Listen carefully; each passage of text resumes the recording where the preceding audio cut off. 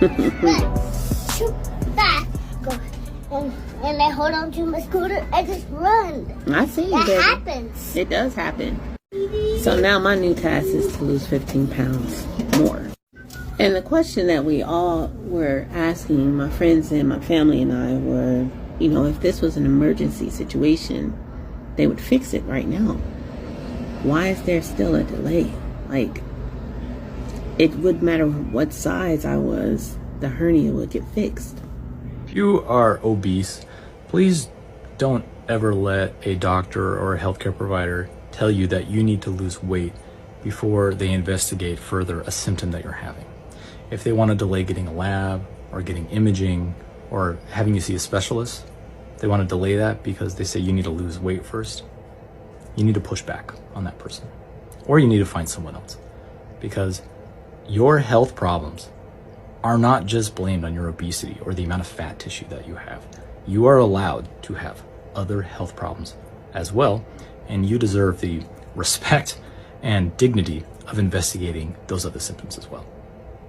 But at this moment, I really couldn't focus on that too much.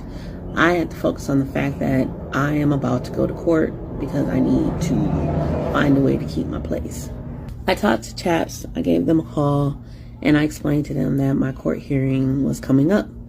And what is it that I need to do in order to pull my process or get my process done a little bit faster. And at this time, I was already told that from the supervisor that my case will probably be denied, more than likely, because that CHAPS that I was enrolled in for COVID CHAPS no longer existed. They now have a new CHAPS. And with that new CHAPS, the requirement is that I would have to have something that was circumstantial that would stop me from paying my rent.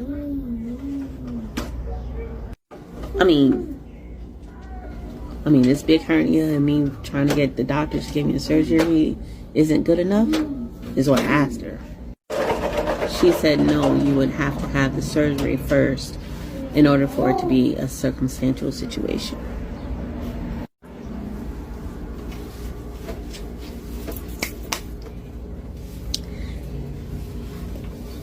One of my favorite movies is The Pursuit of Happiness. It has always been one of those movies that has inspired me to continue going in spite of situations. And when the movie came out, my son wasn't even born or let alone thought of. And as an entrepreneur, we sometimes hit those points where it's all or nothing. My platform specializes in stress and stress management and how we deal with it, because stress is going to happen in spite of. So there are going to be days that I'm completely stressed out, and I have to show myself as I am. And let me tell you, this week has been a stressful week. I got pulled over by the cops yesterday. It's been fun. And what I've done to help combat all of this extra stress is to go within. It's a reminder that I haven't really been spending time with my friends. I haven't been really taking care of myself to relax. And to remember that I don't always have to be in control. I haven't had any substantial money coming in. And I have not been able to work because of my hernia. And the best option that I thought at the time was to get on to social media and try to sell my products. And it was helpful, but it was never really enough. It was never really enough to get me ahead. And me trying to get a full-time job was very challenging as well, because as many people know, a lot of our countries, or the companies around our countries, aren't hiring. The fact that the constant, oh, you're gonna have this surgery on this day, oh, but wait, you're gonna have this surgery on this day, oh, but that's nerve-wracking in itself. And knowing that I'm going to have 6 to 8 weeks off is a challenge.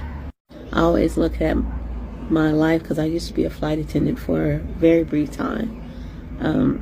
But as a flight attendant, we always tell you to put the mask on your face first before you put it on anyone else's. And that's how I've been looking at this whole entire process. Like, I have to get myself fixed before I can do anything for anybody, so I can be the optimal mom for my son. And I can be the best provider that I can be for the both of us. Because I don't have my mom to run home to anymore. And I really don't have anybody that I can run home to. It's all me. So I reached out to the CHAPS director and I asked him to call me because I have his cell phone number. And when I spoke to him, I explained to him about my situation because I wasn't really getting anywhere with the supervisor at all. I wasn't pleased. And when I spoke to him, I told him that my court hearing was coming up and I needed a resolution because I need help. There's no way that I can move my things because it would cause me fatal harm if I puncture something the wrong way. After our conversation, and I knew he had a lot of people on his roster, after our conversation, he said he would get back to me, which he did through his supervisor. I explained to her again what the problem was, and she said, well, there's really nothing we can do. It's probably going to get denied. So I just got the phone with a lawyer that assists people with their tenant landlord housing. And what she explained to me was that the thing with CHAPS is happening to a lot of people, and CHAPS has been the problem. What CHAPS has done has delayed a lot of applications to the point of not allowing people to have the opportunity to choose whether or not they want to continue to stay in their apartments or not, or even in their homes. This actually goes with people who have mortgages. CHAPS has gone through a lot of changes, and because of those changes, it's affected not only the tenants, but the landlords at the same time. For those landlords who just purchased homes and started to rent out their places, because they were using their tenants as their income source, if their tenants couldn't pay, then that means the landlord who owns that home, they can't pay their mortgage, which puts them in a financial detriment. I'm still a business owner, but this is what's happening here in Las Vegas. And it seems like CHAPS was writing or having a lot of warm checks in the bank that they could not fulfill. And at the same time, because my rent is 6 months behind, because I've been waiting on CHAPS to follow through on what they said they were going to be able to do at the time, it puts me in a position of how am I going to get a new place to stay when I could have this large amount hanging over my head.